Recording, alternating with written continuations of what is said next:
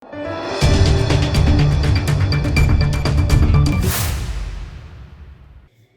દર્શક મિત્રો, આપ જોઈ રહ્યા છો લોકમૈત્રી ન્યૂઝ. હવે જોઈએ અગત્યના સમાચાર.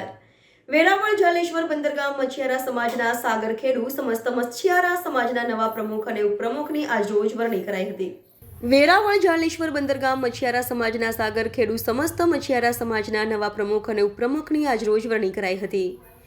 વેરાવળ જાલેશ્વર બંદર ઉપર વરણી થતા સન્માન સંમેલનનું આયોજન કરવામાં આવ્યું હતું. આ સન્માન સંમેલનમાં મુખ્ય મહેમાન તરીકે પટેલ શ્રી ખારવા સમાજ વેરાવળના જીતુભાઈ મોહનભાઈ કુહાડા અને ગીર સોમનાથ જિલ્લા પ્રથમ પ્રમુખ હાજી ફારૂકભાઈ તેમજ મછિયારા સમાજના તમામ વડીલોની હાજરીમાં પ્રમુખ અને ઉપપ્રમુખની વરણી કરેલ હતી.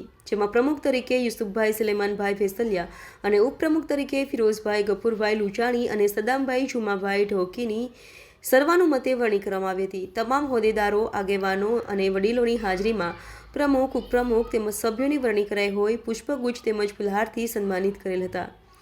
રિપોર્ટર સોની યોગેશ સતીકુંવર, લોકમૈત્રી ન્યૂઝ, વેરાવળ. અને આ પ્રસંગમાં સૌ હાજર રહ્યા આપણા હાજી સાહેબ ફારૂકભાઈ મોલાના, અમારા વડીલ શ્રી તેમજ ચાલેલા સૌ મિત્રોને અને સમગ્ર દરિયાપટ્ટી પર રહેતા માછીયારા સમાજને હું આભાર માનું છું. કારણ કે અમારા વેરણીય છે એટલે અમારા મછિયારા સમાજના ઈસુભાઈને જે પ્રમુખ બનાવ્યો તે બદલ આપ સૌનો આભાર માનું છું. અને વિશેષમાં કહું છું કે આપણે આજે પણ આ કોમ્પ્યુટરના જમાનામાં પણ આપણે બધા માછીમાર સમાજ છે ને, આપણે પછાતમાં છે હજી પણ. આજે પણ તમે જુઓ કે આખા ગુજરાતમાં ગમે તે સમગ્ર દરિયાપટ્ટી પર અત્યારે 5-6 વર્ષથી જોડીનારની બાજુમાં મોટા ગામનો રહેવાસી છું કે અત્યારે 6 પ્લાનને મંજૂરી આપી બંદર ઉપર જે ખાતે આજે પટેલની જે પ્રમુખ તરીકે જે નિમણૂક થઈ એમાં સદામભાઈ જુમાભાઈ ઢોકી, હું પોતે અને ફિરોઝભાઈ ગફુરભાઈ લુચાણીની પ્રમુખ તરીકે પણ નિમણૂક થયેલી છે.